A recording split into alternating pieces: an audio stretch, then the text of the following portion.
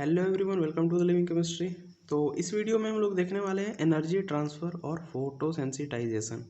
तो इस वीडियो में हम लोग देख सकते हैं कि नाम से यहाँ पे पता चल रहा है कि एनर्जी का ट्रांसफ़र होगा या फिर फोटोसेंसिटाइजेशन मतलब भी वही होता है, एनर्जी का ट्रांसफ़र। तो देखते हैं इसमें the photosensitized phenomenon in which intermolecular exchange of energy occurs has great significance in photobiology and different photo physical process. मतलब इसमें से क्या बोल रहा है कि एक कोई मॉलिक्यूल होगा वो एक्साइटेड स्टेट में होगा और दूसरा कोई मॉलिक्यूल होगा जो कि नॉन एक्साइटेड स्टेट में होगा। तो एक्साइटेड वाला नॉन एक्साइटेड को अपना एनर्जी ट्रांसफ़र कर देगा जिससे वो खुद ग्राउंड स्टेट में आ जाएगा और दूसरे वाले को एक्साइटेड स्टेट में भेज देगा। तो यही होता है एनर्जी ट्रांसफ़र या फिर फोटोसेंसिटाइजेशन। ठीक है, एनर्जी ट्रांसफ़र के प्रोसेस को ही या फिर फेनोमेनन को ही हम लोग फोटोसेंसिटाइजेशन कहते हैं। द ऑर्गेनिक मॉलिक्यूल्स विथ मतलब अब हम लोग देखते हैं इसका काम क्यों आता है, एनर्जी ट्रांसफ़र हम लोग क्यों करते हैं या फिर कोई मॉलिक्यूल क्यों करता है।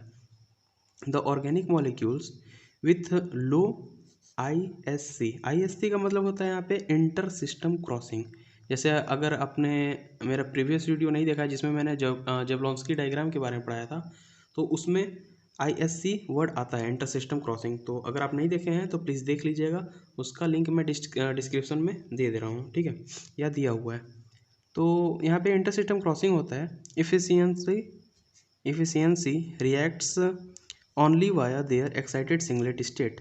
मतलब कुछ ऐसे मॉलिक्यूल्स होते हैं जो कि सिंगलेट एक्साइटेड स्टेट में रिएक्ट करते हैं। It is not possible in such case to provide their triplet state. अच्छा, जो ट्रिपलेट स्टेट होता है वो ज़्यादा स्टेबल होता है in comparison to singlet state. तो ट्रिपलेट में आने के बाद अच्छे से रिएक्शन होता है। तो कोई भी मॉलिक्यूल जो होता है सोचता है कि पहले मैं ट्रिपलेट स्टेट में आ जाऊँ उसके बाद रिएक्शन दूँ। तो कुछ मॉलिक्यूल्स ऐसे होते हैं जिसके पास ट्रिपलेट स्टेट में जाने के लिए एनर्जी नहीं होती है। So a secondary mechanism for providing triplet state is available, that is photosensitization. तो एक हम लोग के पास सेकेंडरी मैकेनिज्म होता है जिसके थ्रू हम लोग या फिर जो मॉलिक्यूल है वो सिंगलेट से ट्रिपलेट में चला जाता है। ठीक है, और इसी प्रोसेस को हम लोग बोलते हैं photosensitization. The method involves transfer of energy from triplet excited molecules to a ground state of another molecules. मतलब वही है कि कोई यहाँ पे एक्साइटेड ट्रिपलेट स्टेट में है और दूसरा ग्राउंड स्टेट में है, उसको हम लोग एक्साइटेड कर दिए हैं और खुद चला गया ग्राउंड स्टेट में। It is called energy transfer mechanism और the route of production of triplet state of molecules which is not possible otherwise. मतलब एनर्जी ट्रांसफ़र के बाद ही हम लोग सिंगलेट को ट्रिपलेट में चेंज कर सकते हैं, नहीं तो नहीं कर सकते हैं। Thus, a molecule in an excited triplet state transfer its excess energy to another molecule.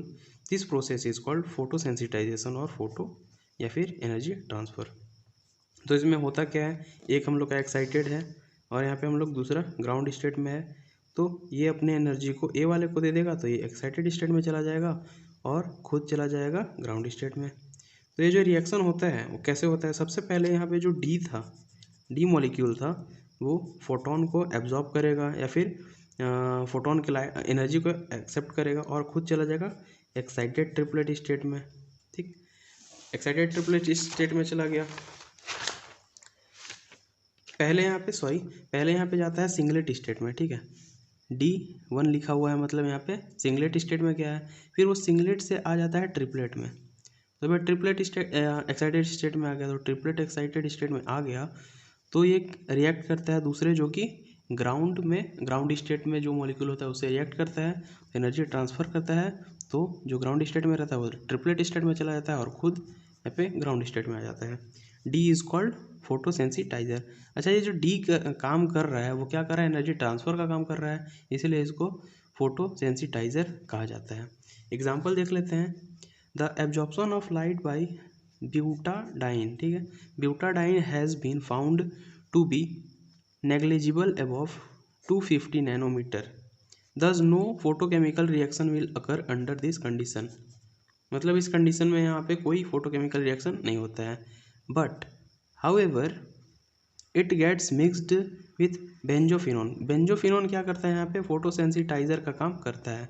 तो जब इसको बेंजोफिनोन के साथ मिक्स किया जाता है and irradiated at 366 nanometers which is the region where benzophenone absorb appreciable amount of light, butadiene gets change into dimer.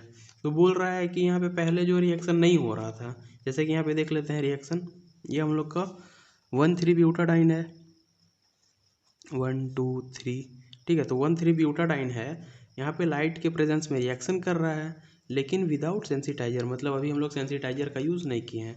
तो बनाता क्या है, साइक्लोब्यूटेन बना देता है या फिर बाईसाइक्लोब्यूटेन बना देता है।